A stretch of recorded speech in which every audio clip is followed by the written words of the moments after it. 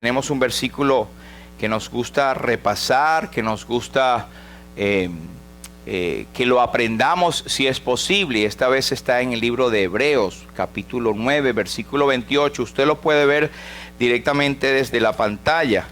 El libro de Hebreos, capítulo 9, versículo 28. Dice así el apóstol, escritor de los Hebreos, no estamos seguros quién lo hizo, pero dice así la palabra de Dios.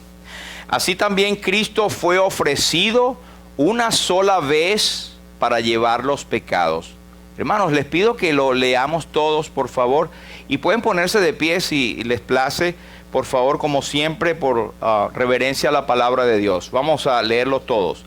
Así también Cristo fue ofrecido una sola vez para llevar los pecados de muchos y aparecerá por segunda vez sin relación con el pecado para salvar a los que le esperan. Señor, bendiga su palabra. Ese versículo, pueden sentarse, hermanos, gracias. Ese versículo nos habla de la redención en Cristo que se entregó por nosotros y de la esperanza que tenemos cada uno de nosotros como creyentes en Cristo. La iglesia tiene la esperanza del retorno de Jesucristo. Es algo que nos llena de emoción, pero en el siglo primero, esto era la esperanza bienaventurada que ellos hablaban, que Cristo vendría. Y era tan inminente que ellos la esperaban en sus días. Como siempre decimos, el apóstol Pablo era uno de los mayores expositores de la inminencia de la venida del Señor. Cuando él decía, nosotros los que vivimos, los que hayamos quedado, él se incluía en ese grupo. Y eso fue hace más de 2000 años. Pero todo lo que ha acontecido en la tierra hoy en día y lo que está aconteciendo ahora es claras evidencias de lo que está en la Biblia.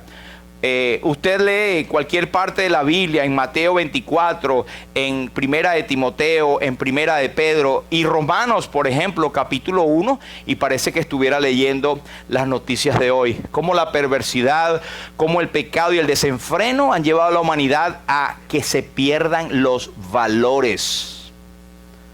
Se han perdido los valores que nosotros, qué sé yo, hace 30 o 40 años o cuando estábamos más chicos, teníamos ciertos valores familiares que ahora ya no están. Lamentablemente ya no están, es muy poco. Los padres y oramos al Señor y damos gracias por aquellos que tienen valores cristianos que los pasan a sus hijos y a sus generaciones. Así Dios ordenó al pueblo de Israel. Ellos decían que ellos pudieran repetir a sus generaciones línea tras línea, verso tras verso, para que siguieran los caminos de Dios. Y el pueblo de Israel, por ejemplo, hoy es lo que es una nación de referencia en cuanto al Dios creador, el Dios de todas las cosas, el mismo Dios que nosotros creemos, aunque hay una parte de ellos que se mantienen aún esperando al Mesías, pero que ellos mantienen su tradición y su fe porque ha sido pasado de generación en generación. Y esta mañana, antes que ustedes llegaran, muchos de ustedes hablábamos del Día de los Abuelos y decíamos que, bueno, eso fue algo que en 1973 se implementó acá por el presidente Carter, y en muchos países también tienen la celebración del Día de los Abuelos, con muchos, digamos, intenciones que lo han agarrado comercialmente, por supuesto, pero tiene una base buena. La base buena es honrar a nuestros viejos. Y digo nuestros viejos como si yo no fuera abuelo. Bueno, honrarnos, ¿no? Y es un privilegio tener la oportunidad de enseñar a tus hijos y enseñar a tus nietos también. Pero cuando digo esto de perder valores, es que hoy en día es tan difícil discernir lo bueno de lo malo. Usted está de acuerdo conmigo, ¿verdad? Es difícil discernir lo bueno y lo malo, sobre todo a los niños. ¿Es bueno o malo? ¿Es claro saber ahorita o es claro discernir y ver lo que es bueno y lo que es malo? Muchos de nosotros tenemos claras ciertas cosas, pero las generaciones que vienen levantándose, sobre todo lo que es la influencia de los medios, las subculturas que existen dentro de las culturas, hay otras subculturas, y por ejemplo el bombardeo de la ideología de cualquier tipo, incluyendo la de género, que son ideologías porque no tienen ningún basamento, sino es algo, una agenda que quieren poner, que aún los niños ya le están confundiendo. Ellos no saben ni cuántos sexos hay, por ejemplo. Entonces son cosas que hoy en día los niños están, o estas generaciones, ¿cuál será el bien y el mal?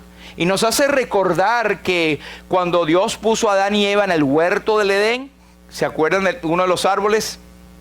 El árbol de la ciencia, del conocimiento del bien y del mal. Y bueno, ellos escogieron el mal, la desobediencia en ese momento. Pero hay varias cosas que yo quisiera ir con ustedes para mostrar la parte bíblica de lo que nos corresponde hoy en día. Y hay cosas que son claras, bien claras en la Biblia. Una de ellas es Génesis 1 y 27. Y creó Dios al hombre a su imagen. A imagen de Dios lo creó, varón y hembra los creó. Y otro versículo dice, a su imagen y semejanza. Porque es una verdad que debemos mantener los cristianos, porque ahora está enseñándose en universidades y en libros, sobre todo los países con tendencia comunista inclusive, y no necesariamente, pero inclusive, de que venimos de un proceso evolutivo, de que la creación surgió del Big Bang o de la gran explosión. Y están una parte de científicos que creen en la evolución, aunque no tienen la más mínima prueba de que eso existe. Son puras conjeturas o ideologías. Pero esto es una verdad clara. El hombre no es producto de ninguna evolución ni ninguna explosión. Somos creados a imagen y semejanza de Dios. Por ende, usted y yo, desde que nacemos, tenemos conciencia de lo bueno y de lo malo, ¿no es verdad? Claro que después se distorsiona, pero hay algo dentro de usted, aun sin que el hombre sea creyente en Cristo, que no conozca la Biblia, él sabe que hizo mal. ¿De dónde viene eso? Desde su casa. Sí, pero cuando usted ve un bebé, cuando él quiebra algo chiquitico, no ha tenido tiempo de que nadie le enseñe, él enseguida dice, yo no fui el perro. Él dice, no, si yo digo que soy yo, entonces me van a culpar. Entonces yo sé que eso es malo para mí, entonces voy a decir que es otra persona y no yo. Tiene la conciencia, la semilla del pecado está allí, pero tiene la conciencia. Pero también Job nos dice en el capítulo 6 y versículo 30, usted recordará que Job fue un hombre que pasó por un periodo de prueba y tribulación, cual creo que ningún hombre jamás ha pasado. Y Job en ese momento tuvo unos amigos entre comillas, porque amigos como ese nadie necesita enemigos como esos. Y Eliú, Elifaz y todos estos hombres que vinieron supuestamente a animarles, ellos vieron que Job estaba pasando por calamidades, y lo primero que hicieron fue, tú tienes pecado oculto, eso es tu culpa, pero chico, confiesa, ¿por qué estás allí? Confiesa tu culpa. Y él decía, no, yo sé que tengo errores, pero... Y él dijo a uno de sus detractores, amigo, ¿acaso he hablado con malas intenciones? ¿Acaso no distingo entre el bien y el mal? Él tenía claro, pero los amigos le hicieron divariar un poco. ¿Será que yo no estoy distinguiendo entre lo bueno y lo malo? Él tenía conciencia, y estamos hablando del libro más antiguo de la Biblia. Ni siquiera se menciona la ley de Moisés. Eso es un libro, el más antiguo de toda la Biblia, es el libro de Job. Y sin embargo, él decía, no distingo yo entre el bien y el mal. ¿Será que se me están yendo esa facultad de yo poder distinguir? ¿Acaso le pasa a alguno de nosotros hoy en día? Caramba, ya no tengo la certeza si lo que estoy haciendo es bueno o es malo. Eso pasa mucho, y ahorita vamos a ver algunos casos. Pero la Reina Valera dice, ¿acaso no puede mi paladar discernir las cosas inicuas? En primera de Timoteo nos dice el apóstol, hablándole a Timoteo, pero el Espíritu dice claramente que en los posteros tiempos algunos apostatarán. La palabra apostatar es apartarse de la fe. escuchando a espíritus engañadores y a doctrinas de demonios. Y usted estará de acuerdo que eso está ocurriendo. ¿Cuántas personas no se apartan de la fe o ni siquiera llegan a la fe porque escuchan doctrinas que detrás de ello hay demonios? Por ejemplo, todo ser que no confiesa o espíritu que Jesucristo ha venido en carne, sea anatema, ni siquiera le recibáis. Esos son anticristos o espíritus que niegan que Jesucristo es el mismo Dios hecho carne. Y quiero decir con toda responsabilidad que hay sectas, que hay llamados grupos religiosos que tienen una Biblia que está totalmente amañada, y por ejemplo los ruselistas que le han quitado o niegan la divinidad de Cristo y tienen apariencia de piedad. ¿Y sabe qué? Con toda responsabilidad, si una persona te confiesa que Jesucristo no es Dios, está inflamado o aconsejado por un demonio. En los postreros días, en los últimos días, dice el Espíritu que algunos apostatarán. Gracias a Dios que no son todos, son algunos.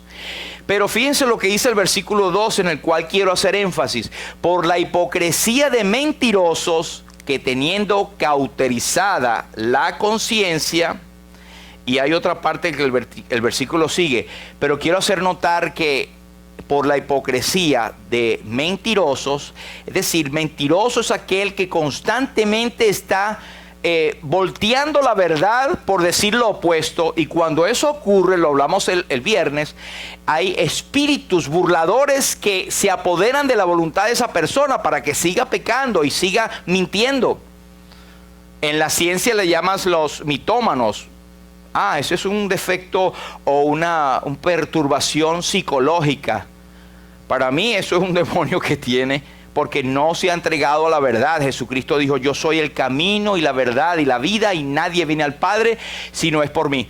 Pero llamo con ustedes la atención a estas expresiones: cauterizada la conciencia. Usted sabe lo que es cauterizar, ¿verdad? Cuando uno tiene una herida y para que no haga la infección se cauteriza. Los médicos, aquí hay varios médicos, hacen procedimientos con inyecciones, tratamientos, pero una de ellas es quemándole. Lo queman, ¿no es así? Queman la parte para que la candela purifica todo y quema todo microbio, toda infección. Eso es cauterizar. Te queda una herida, pero ya no sientes nada. Cuando se cauteriza algo, se pierde la sensibilidad. ¿No es cierto? Porque también los nervios, los capilares y las terminaciones nerviosas se destruyen, pero se acaba la infección. Pero cuando dice cauterizada la conciencia, es que esa conciencia que Dios puso en cada ser humano, porque desciende o es de la creación de Dios, pues ya está como quemada de tanto mentir, simplemente ya no hay conciencia. Mira, ¿será que es malo, es bueno? No le tomes atención. Sigue para adelante. Tiene la conciencia cauterizada, y lo peor es que puede llevar a los otros a caer en el mismo error. Entonces, hermanos y amigos, quiere decir que la capacidad de distinguir entre el bien y el mal, la conciencia no es buena consejera, puede estar cauterizada, insensibilizada, no tiene sentimiento, no tiene el valor de decir eso está malo. Hay algunos que lo hacen por conveniencia, ¿verdad? No hablan ciertas cosas porque no le conviene, no es el lugar adecuado. Y se oye la expresión políticamente correcto. O sea, que hay que saber cómo hablar en circunstancias para no ofender a nadie. Hay iglesias donde, por ejemplo, no se predica el infierno, no se predica del pecado, y se predica de que tú eres todo, tu potencial, tú eres un Dios chiquito. Dios, tú estás aquí para que Dios te vuelva rico, que Dios te dé prosperidad, que Dios te dé fama y dinero. Y en ningún momento se habla del castigo, del pecado, de confesar a Cristo, de palabras como Juan el Bautista, cuando él se presentó predicando el arrepentimiento, y él vio a Jesucristo. Él dijo: he aquí el Cordero de Dios que quita el pecado del mundo. Y Juan el Bautista fue el más grande de todos los profetas, dicho por el Señor Jesucristo. Y él, siendo el más grande, él dijo, yo no soy digno de agachado desatar los cordeles de su sandalia, porque él es el poderoso, es más poderoso que yo. Y él dijo, es necesario que yo mengüe y él crezca. Y esa es la función de cada creyente. Es necesario no que nosotros crezcamos, tengamos prosperidad, no, que seamos menguados cada vez más para que alumbre Cristo, para que Cristo sea exaltado por nuestras vidas. Pero nadie preguntaría lo que voy a decir ahora. Hay ciertas cosas o valores que usted y yo sabemos que son malos, ¿verdad? Por ejemplo, nadie preguntaría, ¿es pecado robar? Todo el mundo sabe que robar es pecado. Eso no tiene grises ahí, ¿verdad? ¿Es pecado mentir? ¿Es pecado matar? ¿Es pecado el adulterio? ¿Es pecado codiciar?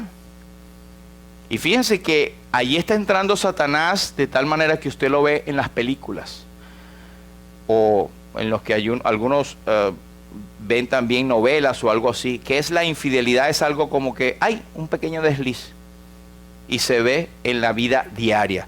Y es que se ve, ¿verdad? Se ve en la vida diaria. Pero el problema está en que le han quitado los valores morales, como que eso es algo que es pecado, que es condenable delante de Dios.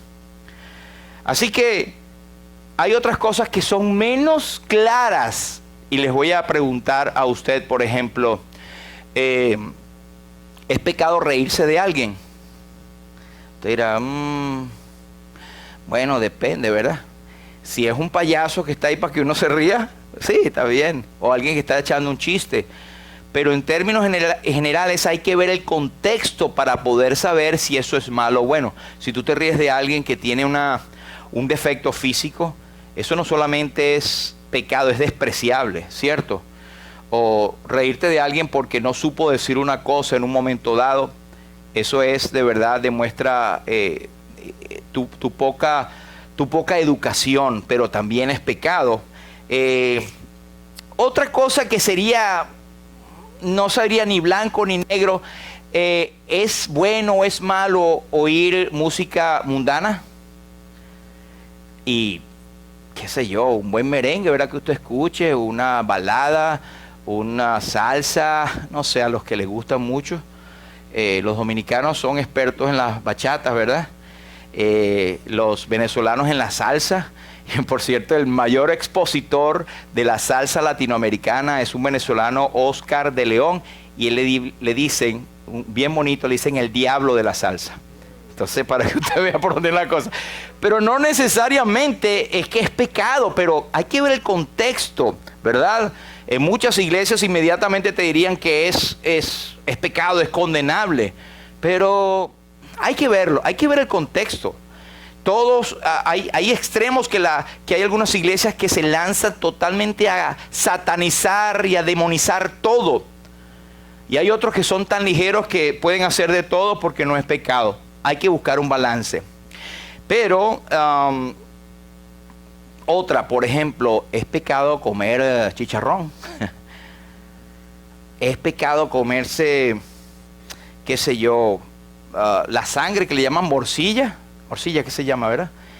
Entonces ahí hay que ver los contextos, porque el Señor le reveló a Pedro cuando estaba en aquel éxtasis que le dio mucha hambre, le dio ese rollo, porque Pedro había sido llamado a predicarle a Cornelio, y Cornelio era un gentil, y los judíos no le gustaba irse a los gentiles, sino a los judíos, y Dios le dijo, mira, mata y come todos los que están allí. Y él dijo, no, Señor, no lo hago, porque esos son inmundos y yo no los he comido en mi juventud. El Señor le dijo, no llames tú inmundo a lo que Dios ha purificado. Así que hay ciertas cosas que hay que verlo en el contexto. Sin embargo, yo me abstendría de comer sangre, porque no hay ningún, digamos, mandamiento que te diga que la sangre, porque en el Antiguo Testamento era la sangre, es la vida, y no se come, no se bebe. Entonces la morcilla es precisamente sangre echada con aliñito y comiéndotelo. yo no lo comería. Pero hay que verlo, hay que ver el contexto. Tampoco satanizar o decir a las personas, no, chico, no puedes comer eso y tal. Ya vamos a ver algunos ejemplos de esto. Pero esos son, hermanos, los que uno llama áreas grises. Áreas que no son totalmente claras delante de todo el mundo. Este es cuando debemos tomar decisiones en las cuales el contexto no es claro, la ley no te lo dice propiamente. Y tenemos que tener la libertad de actuar según la mejor información que tenemos, para ver si nuestra decisión es correcta o incorrecta. Job sabía esto y también dijo en el capítulo 34 lo siguiente: enséñame, oh Dios, tú lo que yo no veo. Si hice mal, no lo haré más. Él está admitiendo que hay cosas que él no ve. ¿Cuántas veces a usted y a mí no nos pasa que hacemos cosas y alguien nos dice, mira, pero no te das cuenta que estás haciendo mal por esto? Caramba, ¿verdad? Hay cosas que nosotros no vemos. Llévelo cualquier extensión de su vida. Enséñame tú lo que yo no veo, le pedí a él, a Dios. Y es nuestra oración diariamente: Señor, ayúdame a honrar tu nombre, porque hay tantas cosas que yo no veo y soy imprudente y abro mi boca. Y el viernes estudiábamos aquí en el discipulado que la boca es un instrumento poderosísimo. Inclusive Santiago dice, ustedes pueden bendecir con su boca, pero pueden maldecir también. Y en Efesios encontramos la expresión: hermanos, ninguna palabra corrompida salga de vuestra boca. Y la palabra corrompida, a veces hay distintas nacionalidades acá, y como decía un hermano en la mañana, hay palabras que en el castellano venezolano no significan nada, pero si lo llevamos a Puerto Rico es tremenda mala palabrota.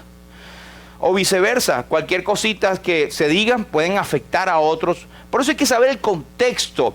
Y es mejor ser como dijo alguien, ser como los periodistas, que ellos hablan un castellano como estándar, sin necesidad de poner expresiones propias, ¿verdad? Porque hablan a una comunidad latina muy amplia.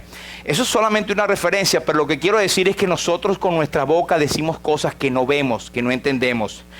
Pero basado en esto, David, el rey David, consciente de sus propias flaquezas también, como rey, un rey que demostró, aunque tuvo muchos desaciertos en su vida, él demostró un corazón para Dios. Fue llamado un hombre conforme al corazón de Dios.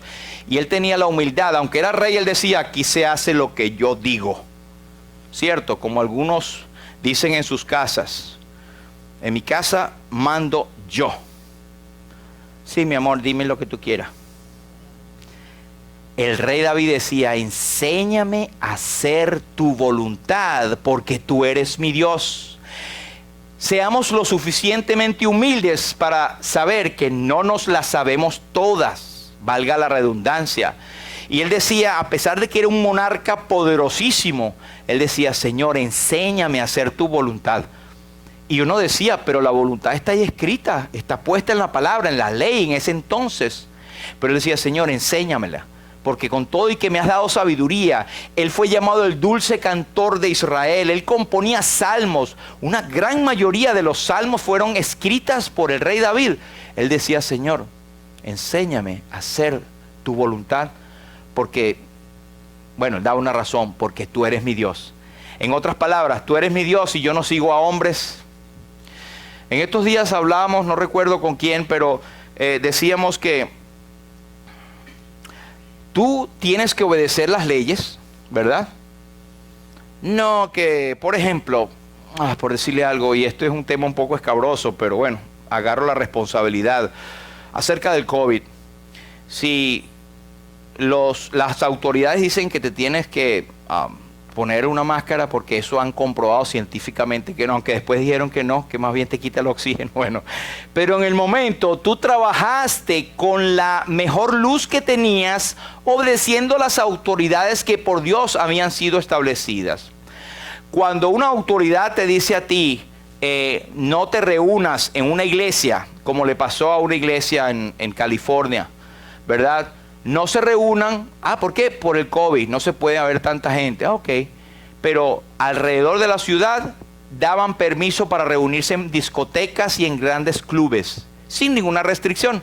Entonces tú ves obviamente que el ataque es hacia el pueblo de Dios. Ahí tú te tienes que revelar como se reveló esta iglesia. Por cierto, ganaron el caso. Pero si hay algo que va en contra de tu fe, tú le dices, no te obedezco. Es necesario obedecer primero a Dios antes que los hombres. Pero enséñame a hacer tu voluntad. Y una de las partes de la voluntad de Dios es que obedecer a las autoridades que por Dios han sido establecidas, a menos que vaya en contra de lo que Dios te ha enseñado para él. Muy bien.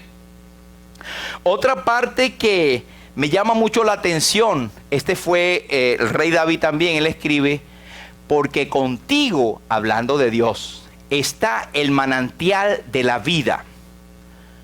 Muy bien, Dios, contigo está el manantial de la vida, entiendo eso. Pero luego dice, en tu luz veremos la luz. ¿Cómo lo entendemos? Bueno, aparentemente es que sabemos que Dios es el manantial de la vida, el manantial de todo. Y hoy cantamos, Él es el manantial, es la fuente. Pero cuando dice en tu luz veremos luz, hermanos, es que a veces nos encontramos en tinieblas acerca de algo. ¿Sabes dónde vas a encontrar luz? Yendo a la fuente de la luz, que es el mismo Dios. El Señor Jesucristo dijo, yo soy la luz del mundo. El que me sigue no andará en tinieblas, sino que tendrá la luz de la vida. Y hablamos, como citamos en adoración, y mi hermano también lo habló en los cánticos, que nosotros tenemos la responsabilidad de llevar la luz del evangelio de la gloria de Cristo, el cual es la imagen de Dios. Y no quiere decir tener siempre la Biblia aquí abierta en la mano. Es lo que hablamos, lo que decimos y lo que actuamos. Debe ser luz para otros. Debe ser como una referencia. Aunque sabemos que al mismo David le costaba. Y él decía, Señor, enséñame porque estoy perdido con esto. Entonces una buena clave, hermanos, es que busquemos la luz para encontrar más luz. Hace sentido, ¿cierto? Hubo un pintor que se llamaba Carot, como le dicen en francés. Ese pintor, por cierto, hay una anécdota, porque ese fue de 1700 y tanto, en Caracas, Venezuela. En Venezuela nosotros tenemos un dicho, que no lo conocen otros latinos, que es cuando vamos a decir, agarra tus cosas y te vas o te puedes marchar, es agarre sus corotos y se va. Parece ser que esa frase viene de este pintor, que una de las señoras de la alta alcurnia, que se mudaba constantemente, ellas tenían un cuadro y ella siempre decía, cuidado con el cuadro de Corot, envuélvamelo primero. Y los criados oían, bueno, cuidado con los corotos, al coroto, y ese se quedó como Coroto.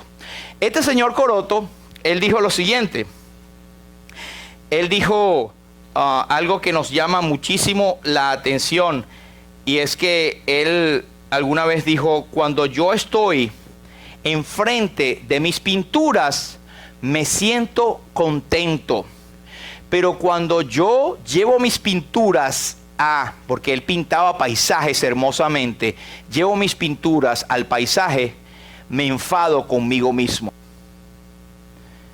¿Y dónde está el meollo del asunto? Es que él, lo más hermoso que podía pintar, la gente lo veía en un cuadro, en una sala, precioso. Pero él se molestaba cuando iba y veía la realidad. Y él decía, ¿cuán lejos estoy de la realidad? Hermanos, si nosotros nos sentiremos así, si vamos a la palabra de Dios, y estoy seguro que cada uno de nosotros, como creyentes en Cristo, cada vez que vamos a la palabra de Dios y oramos, no venimos hoy, qué grandote soy yo. No, si lo leíste realmente, vas a decir cuán lejos estoy de lo que Dios quiere que yo sea. ¿No es verdad, hermanos? ¿No es verdad que nos sentimos así? Es un sentimiento de humillación. Señor, enséñame, ayúdame, estoy lejos de lo que tú quieres que yo haga. Parte de eso es tu propia comunión con el Señor, personal, la lectura de la palabra, pero otra es lo que Dios proveyó para ti. ¿Sabes qué es? La iglesia. La iglesia es uno de los medios divinos hechos por Dios, donde Él te enseña. De hecho, en Efesios nos dice que es parte donde el cuerpo de la iglesia se entrena, se ayuda juntamente para ir creciendo y poder estar firmes contra las acechanzas del diablo. Y es en la iglesia donde yo puedo ver sus luchas diarias. Nosotros aprendemos en la iglesia y las podemos compartir. Y no es que, hermano, dígame qué le pasó para orar por usted. No, ella le puede compartir en términos generales, pero la experiencia ayuda. Y por eso es que el salmista dice, aunque no era la iglesia, era lo más parecido a la iglesia. Él dice, mirad cuán bueno y cuán delicioso es habitar los hermanos juntos en armonía. Es bueno y es delicioso. Yo les confieso que para mí es una fiesta, una expectativa, esperar cada vez que nos reunimos. Se los confieso. Quiero verlos, quiero estar con ustedes, quiero aprender de cada uno de ustedes. Y aprendemos juntos, nos edificamos juntos. En tu luz veremos más luz. El salmista, ellos fueron los hijos de Coré. Ellos dijeron, envía tu luz y tu verdad, que ellas me guíen a tu santo monte. Podemos orar al Señor, Señor, envía tu luz que no encuentro, no entiendo, estoy oscuro. Pero el propósito de Él para pedir es que me guíen a tus montes santos. Esa expresión se entiende que en el Antiguo Testamento ellos tenían sitios dedicados a la adoración. ¿Se acuerdan cuando Jesús habló con la mujer samaritana?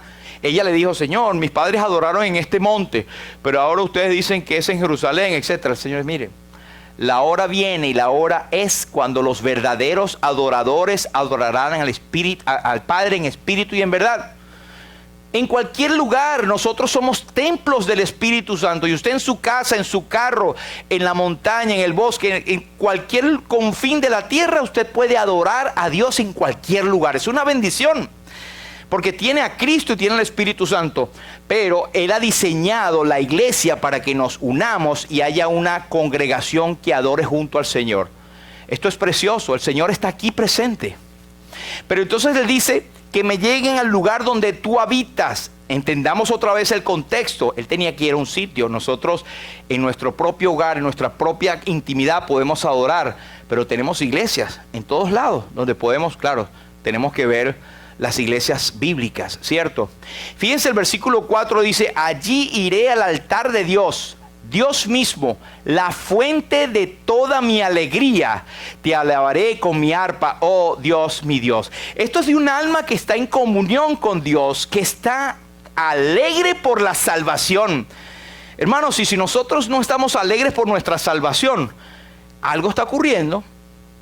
Pueden ocurrir varias cosas, pero una de ellas es que si somos creyentes de verdad, puede que tengamos falta de lectura de la palabra, falta de comunión con el Señor o algún pecado no confesado, que tal vez ni sepamos que fue pecado.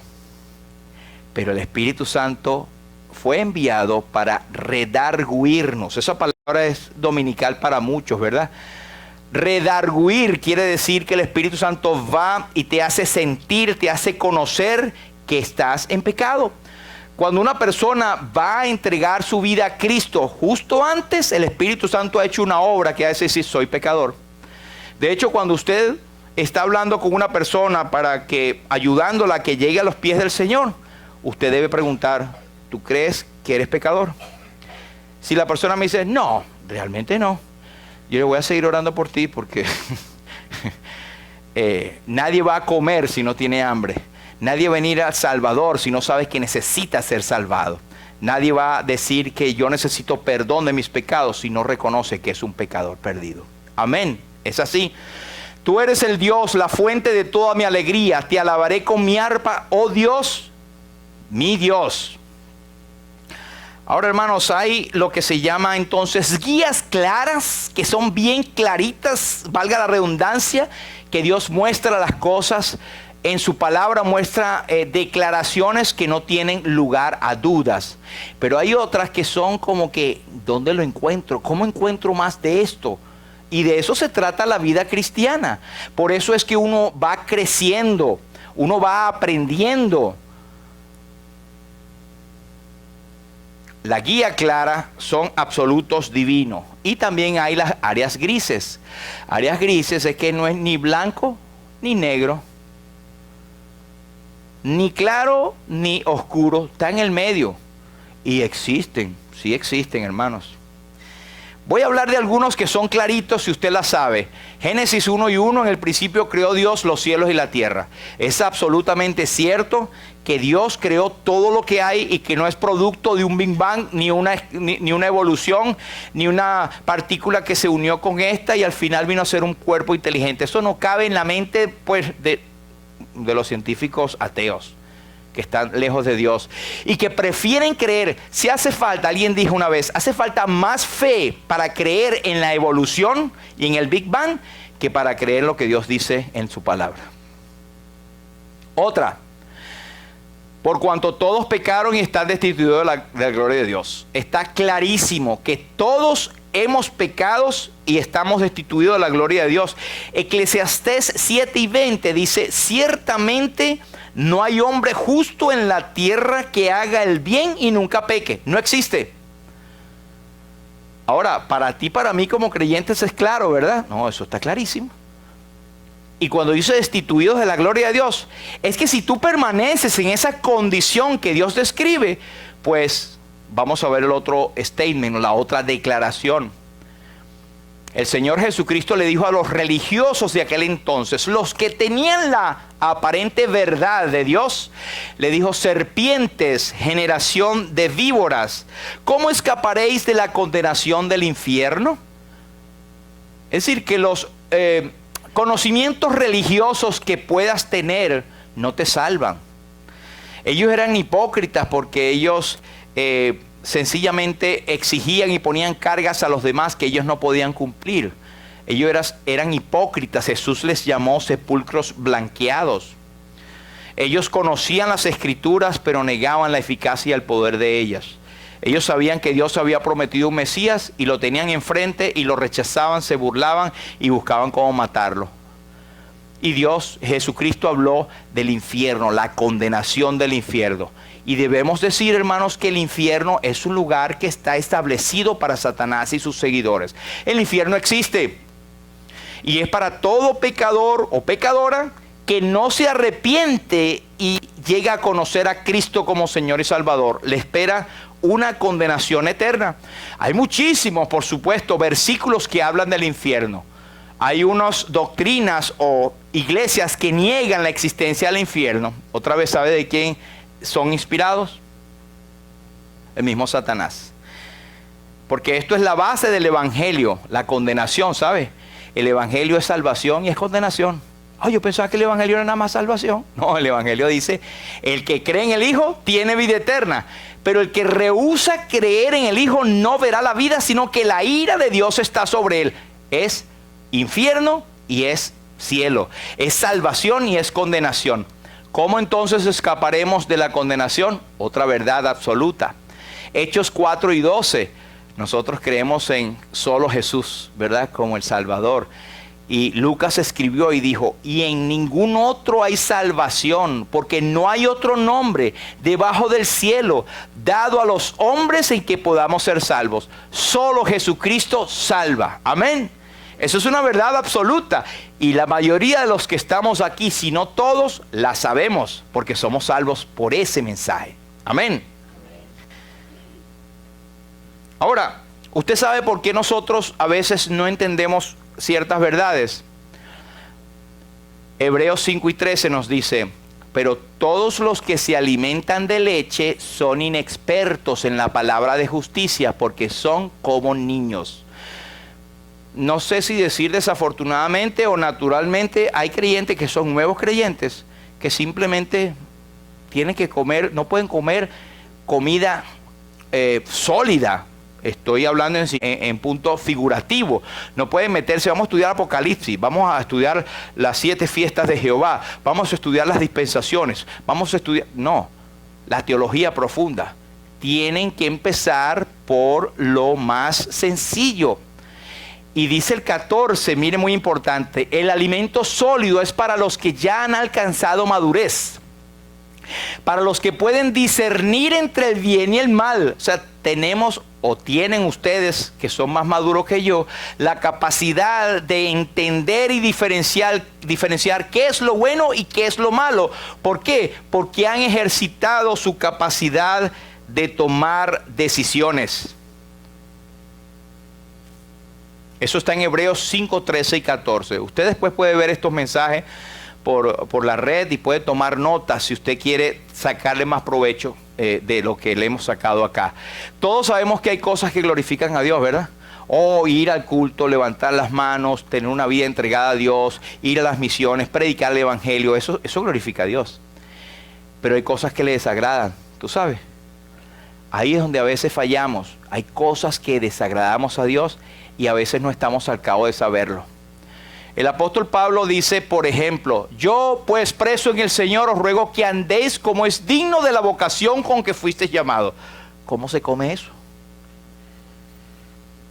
Andar como es digno de la vocación con que fuimos llamados. Ok, yo quiero ser cristiano que agrade al Señor, pero ¿qué cosa es vocación? ¿Cómo puedo andar? ¿Cómo es la vocación con que yo fui llamado? ¿Dónde lo encuentro? Es natural, hermanos, que entendamos eso. Son cosas como medias grises. Colosenses nos dice, andad sabiamente con los de afuera, redimiendo el tiempo. ¿Cómo puedo yo andar sabiamente? Tengo que estudiar. Si eres un científico para ser sabio, no se trata de esto. Es la sabiduría espiritual. Y si alguno tiene falta de sabiduría, pídala a Dios, el cual da abundantemente a todos y sin reproche, como dice Santiago. Pero usted tiene que empezar a leer la Biblia, venir los viernes al discipulado, ver un versículo con otro, cuadrar, estudiar, y después, ¿qué significa redimir? Usted puede buscar otras versiones y va a encontrar comprando el tiempo. ¿Cómo yo compro el tiempo? Entonces usted va a entender que el tiempo, aunque sea un segundo, una vez que se va, no vuelve. Cuando dice redimir, es hacer todo lo que está en tu alcance para sacarle mayor provecho al tiempo y andar sabiamente con los de afuera. Los de afuera son los que no tienen a Cristo, que no entienden la salvación. Que usted va con esa emoción a predicarle el evangelio y dice, yo tengo mi propia sabiduría. Pero es nada más ver qué concepto tienen las personas, que no es fácil predicarle el evangelio. Tienes que orarlo y es el Espíritu Santo el que va a tocar a esa persona. Porque es difícil, es una lucha entre el diablo y Jesús. Hay un himno que dice, tu alma es campo de batalla entre el diablo y Jesús. ¿Quiere Satanás tu muerte? Cristo quiere tu salud. Andad en el Espíritu es otra. ¿Cómo ando en el Espíritu? ¿Será que como un muerto ando por ahí asustando? Sí, hermanos, puede ocurrir, aunque usted no lo diga, a lo mejor lo piensa. O un nuevo creyente. ¿Y cómo no satisfagáis los deseos de la carne? ¿Será que quiero comer carne, tengo que ser vegetariano? Pueden haber muchas áreas grises que no se entienden. A lo mejor tú lo entiendes ahora, pero eso está en la Biblia. Y puedes tú tener luz cuando te entras en la luz. ¿Sí me explico? La palabra de Dios, principalmente tu comunión y la iglesia. Esos son los medios en que Dios te puede enseñar. Amén. Así que otro Santiago dice, y al que sabe hacer lo bueno y no lo hace, le es pecado. Ok, ¿qué es lo bueno? ¿Qué es lo bueno? Y si no hago lo bueno, entonces soy pecador. Y hay otra parte que dice, toda desobediencia o lo que no proviene de fe es pecado. Caramba, estoy entonces linchado. Pero damos gloria a Dios que sí, somos infieles, el Señor permanece fiel y el Señor es nuestro abogado. Pero debemos ir con Él con fe, reconociendo que somos débiles. Eso nos ayuda cada día a rendirnos a los pies del Señor. La reina Isabel de Inglaterra, decíamos al principio, como hay varios datos fidedignos que ella fue una creyente en Cristo. Ella decía, yo quisiera quedarme viva hasta que venga Cristo. Y el capellán le dijo, ¿para qué, mi reina? Para poder entonces en ese momento entregar mi corona a sus pies. La reina. Eso fue precioso. Está escrito, está en la historia. ¿Qué podemos nosotros entregar al Señor? Hay un himno que dice, oh Señor, ¿y qué podré yo darte a ti a cambio de tan grande don? Es todo pobre, todo ruin. Entonces toma, oh Señor, mi corazón. Es mi vida. Amén. Hay pasajes en la Biblia en donde hay cosas que si decido hacerlo, hago lo correcto. Si decido no hacerlo, también pudiera estar en lo correcto. Hay varias respuestas válidas a un solo asunto y dependerá siempre de la madurez del creyente. Resumo. Número 1, para que podamos saber o tener una guía, hermanos, de cómo discernir entre lo bueno y lo malo. Número 1, pregúntate, ¿me va a beneficiar espiritualmente? Dice 1 Corintios 10, todo está permitido, dicen algunos. Sí, pero no todo es conveniente. Y aunque todo esté permitido, no todo ayuda al provecho de los demás. Esa es la versión BLPH, pero la Reina Valera dice, todo me es lícito, pero no todo conviene. Todo me es lícito, pero no edifica. Ninguno busque su propio bien, sino el de otro. O sea, ¿me va a beneficiar y va a beneficiar a otros? Número 1, primera referencia. Número 2, ¿me esclavizará? ¿Eso que voy a hacer me esclaviza? Imagínate cualquier cosa. Un juego. No, eso no me esclaviza. Pero, hermano, ¿y no fuiste al culto? Es que estaba pasando un juego. Y no podía. Por ejemplo, estás esclavizado. Si hay algo que te quita la atención de la adoración al Señor, te tiene esclavizado. O un vicio, o un pecado repetitivo, te tiene esclavizado. Entonces eso es no una área gris, es una área oscura de tu vida que sabes que está mala. ¿Sí? 1 Corintios dice, algunos de ustedes dicen, soy libre de hacer lo que yo quiera. Claro que sí, pero no todo lo que uno quiere conviene, por eso no permito que nadie me domine, dice el apóstol Pablo en 1 Corintios 6 y 12. Lo puede buscar en cualquier versión de la Biblia. Entonces, ¿te esclavizará? Para saber si es blanco y negro. 3, ¿va a hacer tropezar a otros? A lo mejor está bien lo que estás haciendo, pero hace que tu hermano tropiece.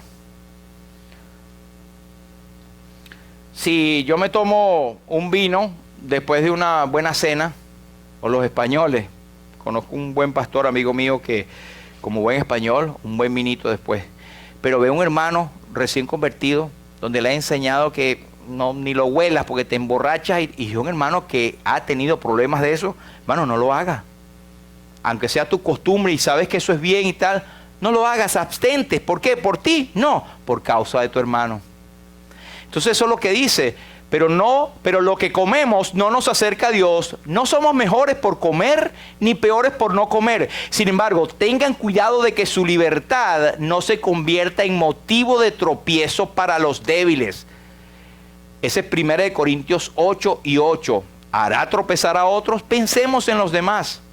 Número 3. Esto que estoy haciendo, que no sé si es bueno o malo, ¿va a impulsar la obra del Evangelio? Wow, tienes que pensarlo. No seáis tropiezos ni a judíos, ni a gentiles, ni a la iglesia de Dios, como también yo en todas cosas sagrados a todos, no procurando mi propio beneficio, sino el de muchos para que sean salvos. Todo lo que hagamos debe ser en pro de que alguien escuche el evangelio y sea salvo. Número 5, ¿traerá gloria a Dios? ¿Traerá gloria a Dios? Puedo hacer lo que estoy haciendo y voy a sentir que Dios está recibiendo toda gloria. Si pues coméis o bebéis o hacer otra cosa, hacedlo todo para la gloria de Dios. Todo, hermanos. Si trabajo, debo saber que cuando trabaje, aunque tengo muchas cuestiones, estoy haciendo para la gloria de Dios y allí puedo impactar para el evangelio. Ahí puedo traer gloria a Cristo, pero también el enemigo va a estar allí para hacerte tropezar. Entonces, en resumen, hermanos, número 1, ¿me beneficiará espiritualmente? 2, ¿me esclavizará? 3, ¿hará tropezar a otros? 4, ¿impulsará la obra del evangelio? 5, ¿traerá gloria a Dios?